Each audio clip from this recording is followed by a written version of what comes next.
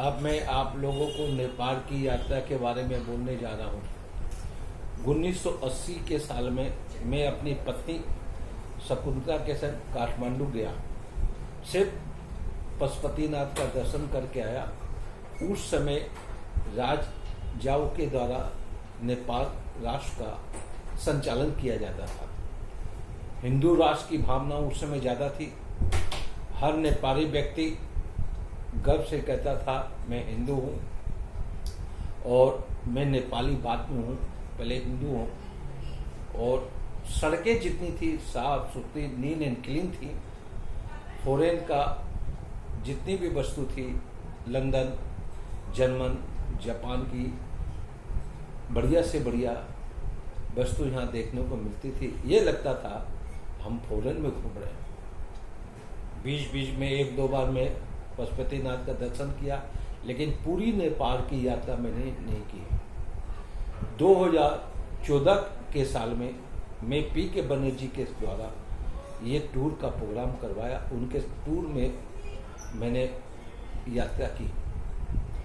सर्वप्रथम हम लोग 25 आदमी कलकत्ता से रक्सौल की ओर रवाना हुए। रक्सौल से वीरगंज गए, कुछ फॉर्मेलिटी करनी पड़ी। उसके बाद नाश्ता करके दोपहर के करीब हम लोग चितवन के करीब पहुंच गए। रात हो चुकी थी। रात एक अच्छे से होटल में रुकाया गया। सुबह में उठे, बस के द्वारा हम लोग चितवन जंगल घूमने के लिए निकले। सुबह का मौसम बड़ा प्यारा लवली था। कुहासा चारों तरफ फैले हुए थे। प्रकाश पूरा खिला हुआ नहीं था और रात्रि पूरी गई भी नहीं थी। बीच का मौसम था। अंदर जब घुसे, लोगों की यह धारणा रहती है कि हम लोग शेर देखेंगे, बाघ देखेंगे, चीता देखेंगे, हाथी देखेंगे, लेकिन वो देखने को मिलता नहीं है किसी भी जंगल में। बहुत ही नसीब वाले को ही दर्शन होते हैं इन जानवरों के। वहाँ पर हिरण हम लोग देखे, भिन्न भिन्न प्रकार के जीव जंतु देखे, पक्षी देखे, तोता मैना देखे। आगे एक सरोवर पड़ा। उस सरोवर के किनारे हम लोग को नाश्ता का प्रोग्राम था, नाश्ता किया गया। झील के उस पार, सरोवर के उस पार बहुत से सैकड़ों के तादाद में तोते उसमें नहा रहे थे, अपना खेल कूद कर रहे थे। धीरे से धीरे हाथी का एक परिवार आया और वो परिवार पहले छोटा हाथी, उसके बाद बड़ा हाथी, फिर उसका बड़ा हाथी, उसके बाद बड़ा हाथी, फिर नर और मादा दोनों एक छोटे से हाथी अपने बच्चे को गेंद के माफिक एक पाँव से एक पाँव करते हुए आगे बढ़ रहे थे। उनका परिवार उस सरोवर में आया, अपनी अपनी सूंडों में पानी भर के एक दूसरे ऊपर गिरा रहे थे। आनंद प्रभुन ये दृश्य हम लोग देख के मन गदगद हो गया। इस प्रकार हम लोग चितवन यात्रा करके आए, दोपहर का खाना खाए।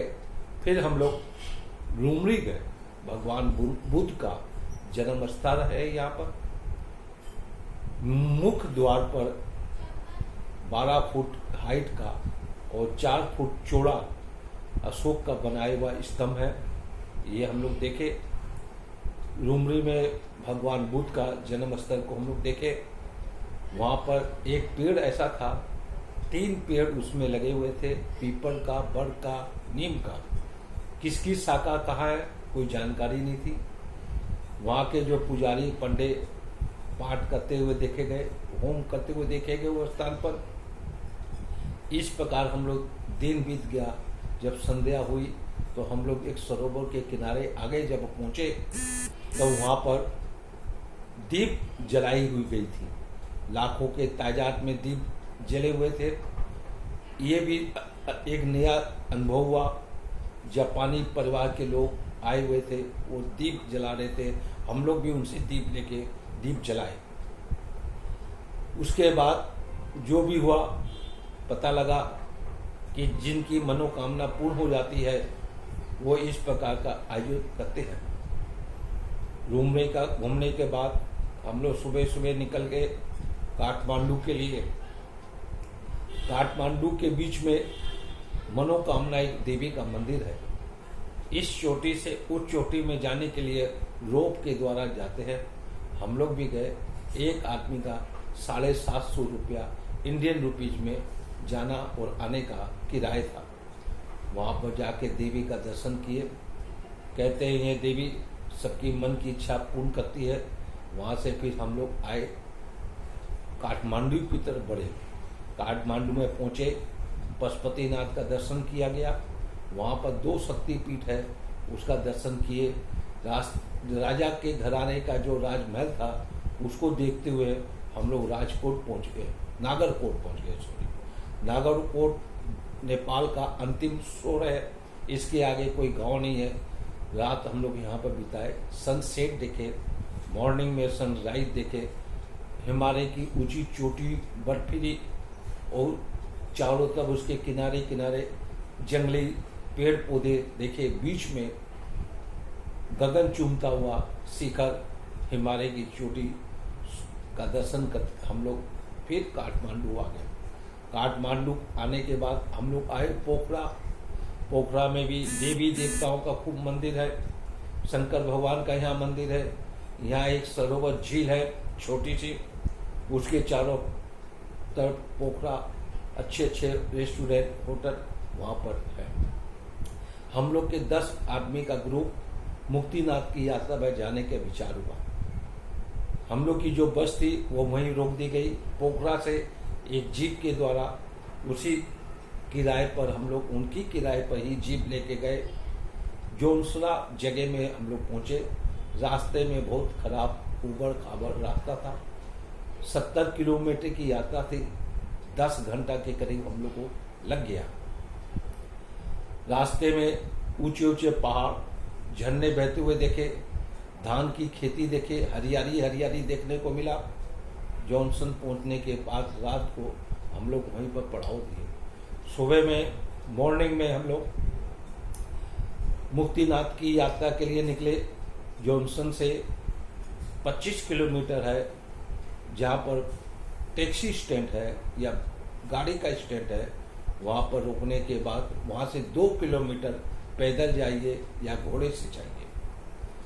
सुबह का ही समय था, करीब 5:30 बजा था। प्रकाश चारों तरफ फैल रहा था। गगन में लाल नीला पीला क्षितिज पर सूर्य भगवान की किरणें चमक रही थी और पहाड़ों की चोटियाँ, कोई में पत्थर नहीं, कोई में पेड़ पौधे नहीं, कोई बैंगनी, कोई गुलाबी, कोई नीला, ऐसे लग रहा था। कमर के फूल के बीच में कमर गट्टा एक होता है, उस कमर के गट्टे के चारों तरफ पहाड़ी पहाड़ी समझिए और बीच में मुक्तिनाथ भगवान का मंदिर है। हम लोग पहुंचे, 10 के जब पहले लाइन में खड़े हो गए। पता लगा 7:30 बजे करीब गेट खुलेगा, मुख्य द्वार। अंदर पहुंचे, प्रथम हम ही लोग थे। अभिषेक का पूजा हुआ, आरती हुई, प्रसाद लेके हम लोग आए। बगल में सहस धारा ऊपर से गिरती है, उसका जल इकट्ठा करके गौ के माफिक मुंह बनाया हुआ, गाय के मुंह के माफिक, उसके द्वारा जल आता है कुंड में और उस कुंड में सब अपने अपने नहाते हैं। लेकिन ठंडा बहुत होने के कारण हम लोग की हिम्मत नहीं, पानी का छींटा हम लोग ले लिए। यहीं पर शालिग्राम भी होते हैं। हिंदू सनातन धर्म नेपाली लोग इस शालिग्राम की पूजा करते हैं। आदमी ही इस शालिग्राम की पूजा करते हैं, औरतें को करना बंजिश है। इसमें कथा ये आती है, मुक्तिनाथ में समझता था ये शंकर भगवान का मंदिर है, लेकिन शंकर भगवान का मंदिर नहीं है, ये विष्णु भगवान का मंदिर है। नर और नारायण यहाँ तप करते थे। कर्ण यहीं का राजा था।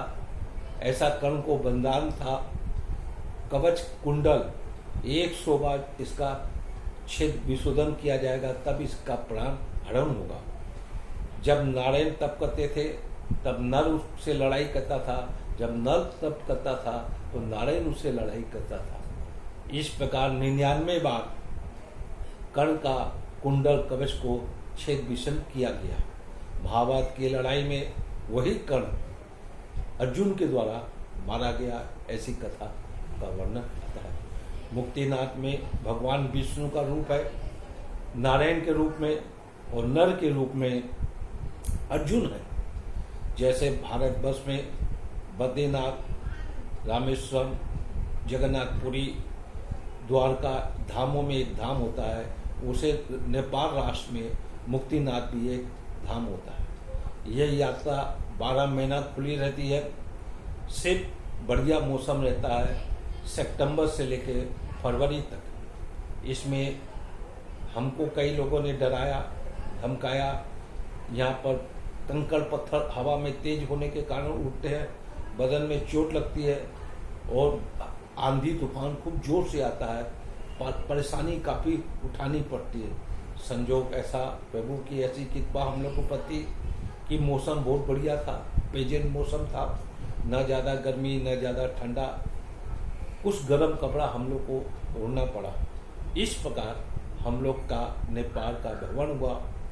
यदि किसी को मुक्तिनाथ की यात्रा करनी हो, मेरे विचार में बसों के द्वारा या गाड़ियों के द्वारा न करके हेलीकॉप्टर या प्लेन के द्वारा करना चाहिए, क्योंकि रास्ता बहुत कठिन, बहुत ही दुर्लभ है।